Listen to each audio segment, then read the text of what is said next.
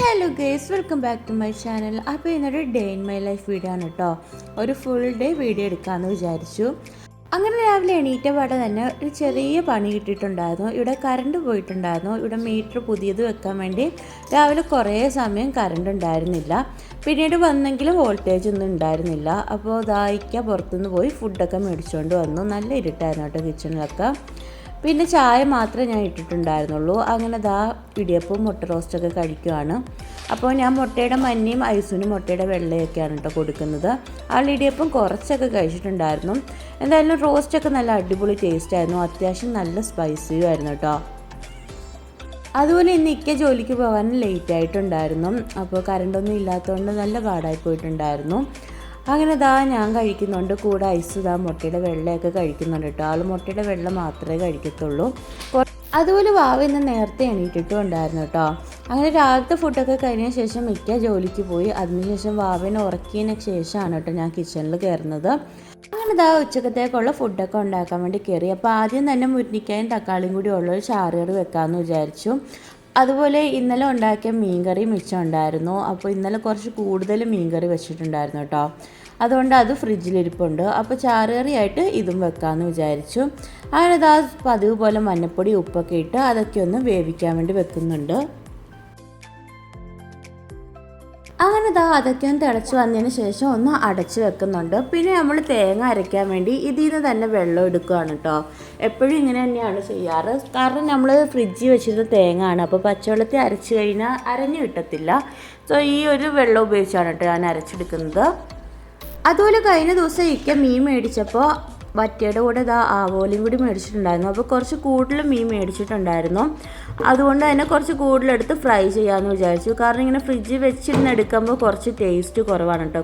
കുറച്ച് അധികം ടേസ്റ്റ് കുറഞ്ഞതുപോലെ തോന്നും. പിന്നെ നമ്മൾ ചാറുകറിയിലേക്ക് തേങ്ങ ഒക്കെ ഒന്ന് അരച്ച് ചേർത്തിട്ടുണ്ട്. അപ്പോൾ ഇത്രയും ഒന്നും മഞ്ഞപ്പൊടി ഒന്നും ചേർത്തിട്ടില്ല കേട്ടോ. ഇത് ഫോണിൻ്റെ ബ്രൈറ്റ്നസ് കൊണ്ട് തോന്നുന്നതാണ്. അങ്ങനെ തേങ്ങ ഒക്കെ ചേർത്ത് നല്ലപോലെ ഒന്ന് മിക്സ് ചെയ്തെടുത്തിട്ട് ഒന്നും കൂടി ഒന്ന് അടച്ച് വെക്കുന്നുണ്ട്.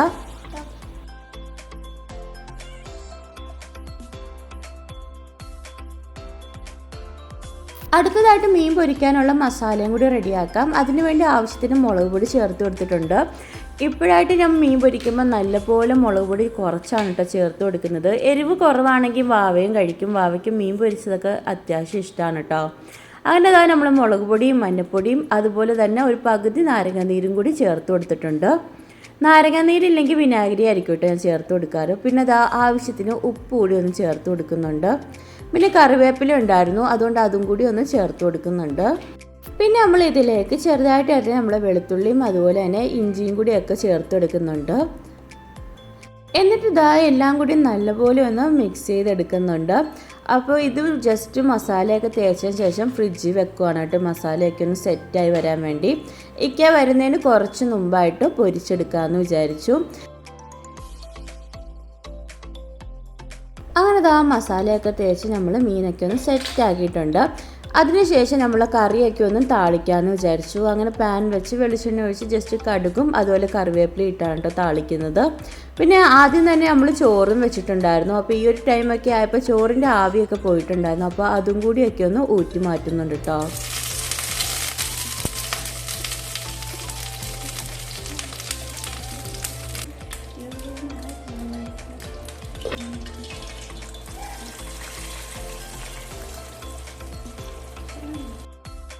അങ്ങനെ ചാറുകറിയുടെ പരിപാടിയൊക്കെ കഴിഞ്ഞ് ഒരു 12:45 ആയപ്പോൾ മീനൊക്കെ ഒന്ന് പൊരിക്കാമെന്ന് വിചാരിച്ചു. അപ്പോൾ 1 മണിയൊക്കെ ആകുമ്പോൾ ഇക്ക ചോറ് കഴിക്കാൻ വേണ്ടി വരും കേട്ടോ.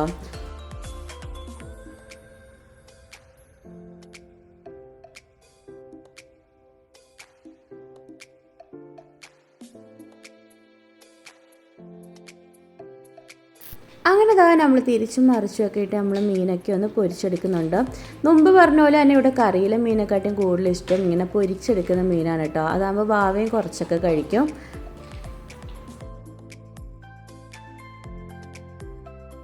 പിന്നെ മീൻ പൊരിക്കുന്ന സമയം തന്നെ ഇക്കായും വന്നിട്ടുണ്ടായിരുന്നു. അങ്ങനെ നമ്മൾ മീൻ പൊരിച്ചതൊക്കെ ഇവിടെ റെഡി ആയിട്ടുണ്ട്. അതിനുശേഷം ഇക്കാക്ക് പപ്പടം കൂടി വേണമെന്ന് പറഞ്ഞിട്ടുണ്ടായിരുന്നു. അങ്ങനെ നമ്മൾ പപ്പടം പൊരിക്കാൻ വേണ്ടി പോവാണ് കേട്ടോ.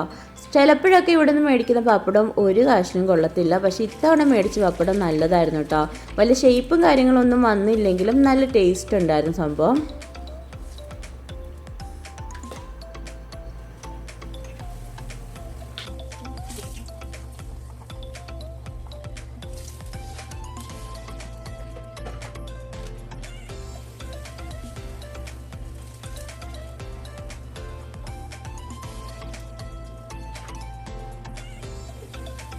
അങ്ങനെ പപ്പടമൊക്കെ പൊരിച്ച് കഴിയാറായപ്പോഴാണ് ഓർത്തത് മീൻകറി ചൂടാക്കിയില്ലെന്നും.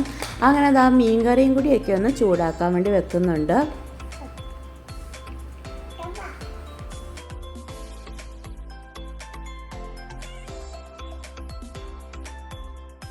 അങ്ങനെ മീൻകറിയും കൂടിയൊക്കെ സെറ്റായതിന് ശേഷം ഒരു 1:15 ആയപ്പോൾ നമ്മൾ ചോറ് വിളമ്പുവാണ് കേട്ടോ. അങ്ങനെ ഇതാ ആദ്യം തന്നെ നമ്മൾ ചോറ് എടുക്കുന്നുണ്ട്. പിന്നെ ഇതാ ചാറുകറിയായിട്ട് മുരിങ്ങക്കായും തക്കാളിയുടെയും ചാറുകറിയൊക്കെയാണ്.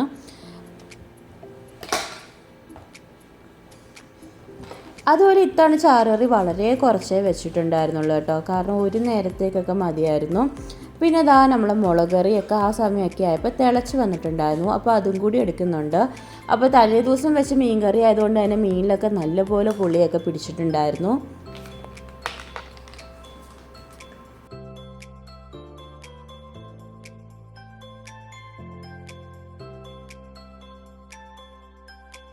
പിന്നെ ലാസ്റ്റായിട്ട് നമ്മൾ മീൻ പൊരിച്ചതും അതുപോലെ പപ്പടം കൂടിയൊക്കെ ഒന്ന് എടുക്കുന്നുണ്ട്. അപ്പോൾ ഇതൊക്കെയായിരുന്നു കേട്ടോ ഇന്നത്തെ ലഞ്ച് സ്പെഷ്യൽ. പിന്നെ ഞാൻ ചോറ് കഴിച്ചില്ല, എനിക്ക് ചോറ് കഴിക്കാൻ ഒരു മൂടുണ്ടായിരുന്നില്ല. അതുകൊണ്ട് ഗോതമ്പൊടി ആക്കാമെന്ന് വിചാരിച്ചു. അങ്ങനെ ഇതാ ഞാൻ കുറച്ച് തേങ്ങ എടുത്തിട്ടുണ്ട്. അതിൻ്റെ മുകളിലേക്ക് കുറച്ച് ഗോതമ്പൊടി ചേർത്ത് കൊടുക്കുന്നുണ്ട്. പിന്നെ ഇതിലേക്ക് ആവശ്യത്തിന് ഉപ്പ് കൂടി ചേർത്ത് കൊടുക്കുന്നുണ്ട്. പിന്നെ ഇതിലേക്ക് ഒരു നുള്ളു സോഡാപ്പൊടി ചേർത്ത് കൊടുത്ത് ആവശ്യത്തിന് വെള്ളമൊക്കെ ഒഴിച്ച് ഒന്ന് കുഴച്ചെടുക്കുന്നുണ്ട്. ഇതിപ്പോൾ ഒന്നെങ്കിൽ തേങ്ങ ഇട്ടുണ്ടാക്കാം, ഇല്ലെങ്കിൽ നമ്മൾ സവോളയും അതുപോലെ പച്ചമുളകൊക്കെ ചേർത്ത് ഉണ്ടാക്കിയാലും നല്ല അടിപൊളി ടേസ്റ്റാണ് കേട്ടോ. അതിപ്പോൾ ഇറച്ചിക്കറീൻ്റെ കൂടെ ആണെങ്കിലും മീൻ കറീൻ്റെ കൂടെ ആണെങ്കിലും നല്ല ടേസ്റ്റാണ്. പക്ഷേ കൂടുതലും ടേസ്റ്റ് നമ്മൾ മീൻ കറീൻ്റെ കൂടെയാണ് കേട്ടോ, അതും മുളകിട്ട മീൻ കറീൻ്റെ കൂടെ. അങ്ങനെ അതാ നമ്മൾ പാൻ എടുത്ത് ജസ്റ്റ് അതിലേക്ക് നമ്മൾ മാവൊക്കെ ഇട്ട് ഒന്ന് പരത്തി കൊടുക്കുന്നുണ്ട്. സാധാരണ എല്ലാവരും ചെയ്യുന്നത് പാൻ ചൂടായതിന് ശേഷമാണ് ഇങ്ങനെ ഇട്ട് പരത്തി കൊടുക്കുന്നത്. പക്ഷേ എനിക്ക് ചൂട് കുറച്ചൊരു പാടായതുകൊണ്ട് ഞാൻ തീ കത്തിക്കുന്നതിന് മുമ്പേ പാനിലെ വെള്ളമൊക്കെ ഒന്ന് തുടച്ച് മാറ്റിയതിന് ശേഷം ഇതുപോലെ ഒന്ന് പരത്തി കൊടുത്തതിന് ശേഷമാണ് കേട്ടോ ഞാൻ ഫ്ലെയിം ഓൺ ചെയ്യുന്നത്. അങ്ങനെ ഇതാ ഒരു സൈഡ് മൂത്ത് വന്നപ്പോൾ നമ്മൾ ഇതിലേക്ക് കുറച്ച് ഓയിലൊക്കെ ഒന്ന് ചേർത്ത് കൊടുക്കുന്നുണ്ട്. സംഭവം നമ്മൾ ചെറിയ ഗോതമ്പൊടി ഉദ്ദേശിച്ചെങ്കിലും ഉണ്ടായി വന്നപ്പോൾ സംഭവം ഇച്ചിരി വലുതായിട്ടുണ്ടായിരുന്നു. പക്ഷേ ഇത് ഇക്കാക്കൊക്കെ ഇഷ്ടമാണ്, അതുകൊണ്ട് തന്നെ ഷെയർ ചെയ്ത് കഴിക്കാമെന്ന് വിചാരിച്ചു. അങ്ങനെ ഇതാ നമ്മൾ ലോ ഫ്ലെയിമിലാക്കിയിട്ട് നല്ലപോലെ ഒന്ന് മുരിച്ചൊക്കെ ഒന്ന് എടുക്കുന്നുണ്ട്. പിന്നെ ഈ ഗോതമ്പുടെ തേങ്ങാപ്പാലും അതുപോലെ തന്നെ പഞ്ചസാരയായിട്ടും നല്ല അടിപൊളി കോമ്പിനേഷനാണ് കേട്ടോ. അങ്ങനെയും വീട്ടിലൊക്കെ ഉണ്ടാക്കാറുണ്ട്.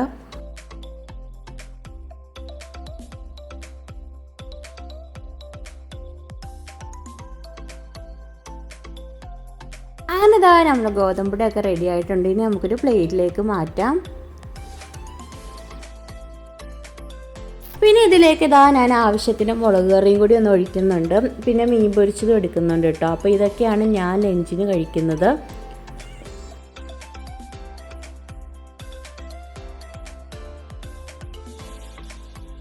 അതുപോലെ ഞാനിത് ഉണ്ടാക്കുന്നതിന് മുമ്പ് തന്നെ വാവയ്ക്ക് ചോറും അതുപോലെ തന്നെ മീൻ കറിയൊക്കെ ആയിട്ട് കൊടുത്തിട്ടുണ്ടായിരുന്നു കേട്ടോ. അങ്ങനെ ഇതാ ലാസ്റ്റ് ഞാനും ഫുഡ് കഴിക്കാൻ വേണ്ടി പോവാണ്. നല്ല അടിപൊളി ടേസ്റ്റ് ആയിരുന്നു. മീൻകറി ആണെങ്കിൽ ശരി, ഗോതമ്പൊടി ആണെങ്കിൽ ശരി, നല്ല അടിപൊളി ടേസ്റ്റ് ആയിരുന്നു കേട്ടോ.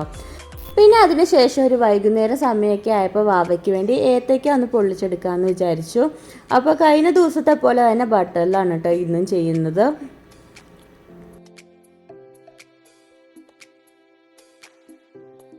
ചില സമയമൊക്കെ പഞ്ചസാരയും വിതറി കൊടുക്കാറുണ്ട്. പക്ഷേ ഇത്തവണ ഒന്നും ചെയ്യുന്നില്ല കേട്ടോ, ജസ്റ്റ് ഒന്ന് വാട്ടിയെടുക്കുന്ന മാത്രമേ ഉള്ളൂ. പിന്നെ അപ്പുറത്ത് നമ്മൾ കടിഞ്ചായയും വെച്ചിട്ടുണ്ട്. അതുപോലെ ഇക്ക വന്ന സമയം കട്ട്ലേറ്റും അതുപോലെ നെയ്പ്പത്തിരിയൊക്കെ കൊണ്ടുവന്നിട്ടുണ്ടായിരുന്നു കേട്ടോ. അപ്പോൾ ഞങ്ങൾക്ക് കട്ട്ലേറ്റും കാര്യങ്ങളൊക്കെയാണ്. കട്ട്ലേറ്റ് കുറച്ച് എരിവായതുകൊണ്ട് തന്നെ വാവയ്ക്ക് കൊടുക്കുന്നില്ല. സാധാരണ ഇവിടെ കട്ട്ലേറ്റ് മേടിക്കുമ്പോൾ തീരെ കൊള്ളത്തില്ല. അത് വെച്ച് നോക്കുമ്പോൾ ഇത് വലിയ കുഴപ്പമുണ്ടായിരുന്നില്ല കേട്ടോ. എന്നാലും നമ്മൾ വീട്ടിലുണ്ടാക്കുന്ന അത്രയും ടേസ്റ്റൊന്നും ഉണ്ടായിരുന്നില്ല ഈ ഒരു കട്ട്ലേറ്റ്. പിന്നെ നമ്മൾ കട്ട്ലേറ്റ് നിറച്ച് മീറ്റ് ഉണ്ടായിരുന്നു. അതുപോലെ നെയ്പ്പത്തിരിയും വലിയ ടേസ്റ്റൊന്നും ഉണ്ടായിരുന്നില്ല കേട്ടോ. പിന്നെ രാത്രിയായ സമയം നമ്മളിതാ പുറത്തുനിന്ന് ഹൈദരാബാദ് ബിരിയാണിയൊക്കെ മേടിച്ചിട്ടുണ്ടായിരുന്നു കേട്ടോ. ഇക്കാക്ക് ഹൈദരാബാദ് ബിരിയാണി അതുപോലെ എനിക്ക് ചിക്കൻ കബാബും അതുപോലെ റൊട്ടിയും പിന്നെ പുതിന ചട്നിയും ഒക്കെ ആയിട്ടുള്ള കോമ്പിനേഷൻ ആയിരുന്നു കേട്ടോ. പിന്നെ ബിരിയാണീൻ്റെ കൂടെ നമ്മൾ തൈര് വെച്ച് സാലഡ് കിട്ടിയാലും ഇക്കാക്ക് ഇങ്ങനെ വിനാഗിരിയിൽ ഉണ്ടാക്കി കൊടുക്കണം. അങ്ങനെ അതും കൂടി ഉണ്ടാക്കി കൊടുത്തിട്ടുണ്ടായിരുന്നു. പിന്നെ ഇതാണ് കേട്ടോ എൻ്റെ റൊട്ടി. അത്യാവശ്യം നല്ല ക്വാണ്ടിറ്റി ഉണ്ടായിരുന്നു, 2 പേർക്ക് കഴിക്കാനുള്ള ക്വാണ്ടിറ്റി ഉണ്ടായിരുന്നു കേട്ടോ റൊട്ടിയും കാര്യങ്ങളൊക്കെ. പിന്നെ ഇതാണ് നമ്മൾ കബാബ്. നല്ല അടിപൊളി ടേസ്റ്റ് ആയിരുന്നു കേട്ടോ, കാണാനും നല്ല ലുക്കായിരുന്നു.